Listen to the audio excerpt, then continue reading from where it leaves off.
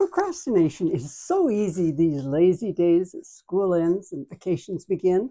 But then procrastination is always tempting. I have so many lovely plans for the months ahead. Some are started, some are just dreams, and some are long overdue. As ever, top of the list, the garden. When we first moved into our home almost 50 years ago, a family friend gave us the most wonderful housewarming present. He sent his gardener over to help us create a garden, or at least a lawn and a few trees. The house had previously been rented over the years to a variety of people and companies. One had been a heavy equipment company, and they covered the backyard and driveway with heavy gravel to a depth of more than 4 inches at the most shallow points. Try growing something on that. I didn't know anything about gardening, and still don't. But over the years, grass grew and trees were planted and a variety of plants, whether lily of the valley or rhubarb, rhododendrons or roses, were added. Some even survived my ministrations. Others are not so fond memories. And once again, I intend to make the garden really look good. At least that is my intention. It would help if I knew which were weeds, other than the yellow heads of dandelions that I do tear off, and how to stop the lily of the valley from taking over the whole place, or the ivy from covering the windows. And then there are the roses. I want to plant some along the driveway or by the house. But the internet just assured me that I should have done that a month or so ago, and now we'll have to wait for the fall. Oh well, virtuously I will wait, and maybe even get around to it in October. Something I should add to my calendar. The garden is a major project. It gets a bit better every year, but never the transformation I imagine, emulating when I drive past Logan and Mortimer and the beautifully tended garden that graces that intersection. But the garden apparently has a lifetime spot on my good intentions list. Then there are the minor procrastinations, like walking down to the corner some evening to discover the appeal of the sunset as seen from the Riverdale Park Hill. Hundreds of people come out most evenings, but I never seem to manage it. Beside creating an incredible garden, reorganizing drawers, getting my filing done, polishing the silver, and painting the kitchen ceiling, and cleaning out the basement, that makes up the current list. Oh, there certainly are more that could be added. Eventually they will get done, but the world shan't come to an end if they don't. And if they bothered me enough, I would do them. Because ultimately, when things pile up enough, a spurt of energy gets me going one weekend, and great headway is accomplished. Satisfaction, pats on the back, and all is well. You just get to it eventually. On the other hand, there are things that you really do not want to do, but that need doing. Reports that have deadlines, functions to attend for business or family commitments, clergy visits with people whose goal in life seems to be to convince me that I'm wrong about everything: religion, politics, people, and places. These things have to be done. Procrastination doesn't work. The undone continues to nag, and putting them off just prolongs the misery.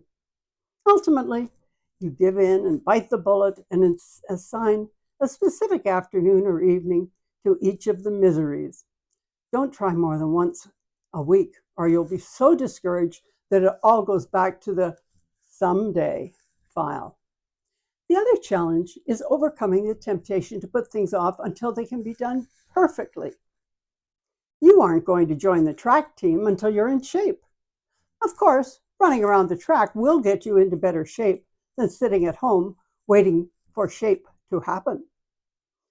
You don't order season's tickets for the theater because you aren't sure who you could go with, or if the dates could run into conflicts, and so you dither until the time to order is past, and you miss out on great evenings and talent.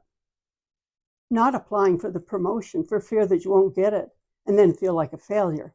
Well, of course, if you don't apply, you will never know the success you could have had. You miss every shot you don't take.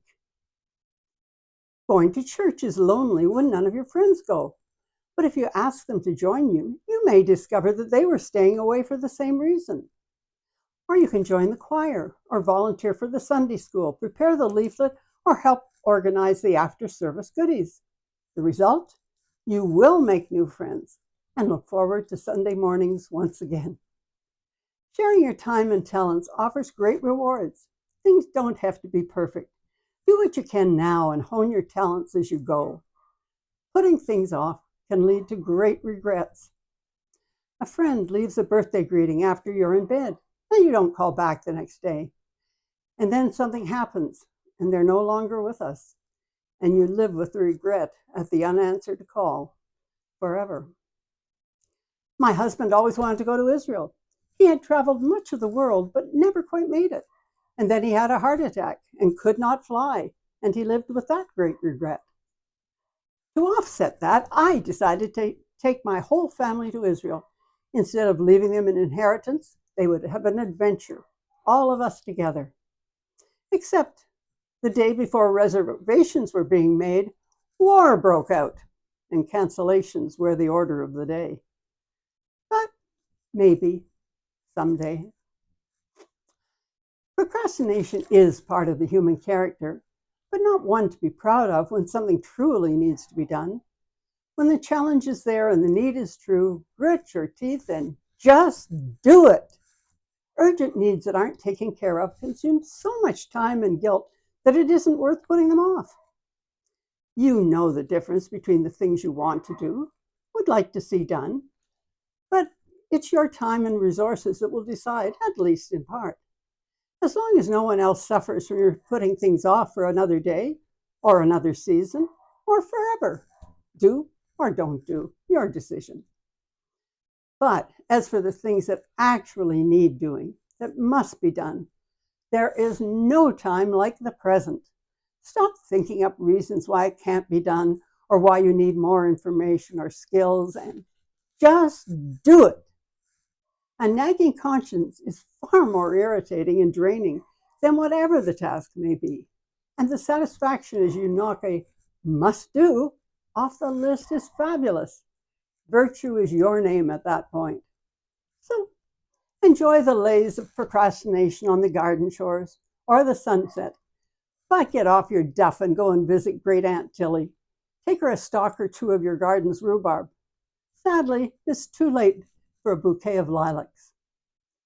There is nothing like knowing you made a friend's day with a visit or a phone call, or your own unique satisfaction in knowing that you did what needed doing, and that the world is a better place because of you. Come up with something special that you've been putting off for far too long, and make that your Canada Day project. Making Canada better and giving yourself a deadline that you will meet this time. I'll be on the sidelines cheering you on, because one of the things I don't do enough of is tell people how much I appreciate and enjoy them, and thank God that they are a part of my world. And so I pray, Divine Trinity, there are so many things that catch my attention, and I want them, or want to do them, or dream of them. Help me to be more discerning between the things that truly need doing, the things I would like if it worked out, and how to discard the things that stay on my lists without me having any interest in them anymore. Make me more focused and give me a good boot when I procrastinate about the must-dos on that list. Inspire me to just do it. Thank you. I needed that.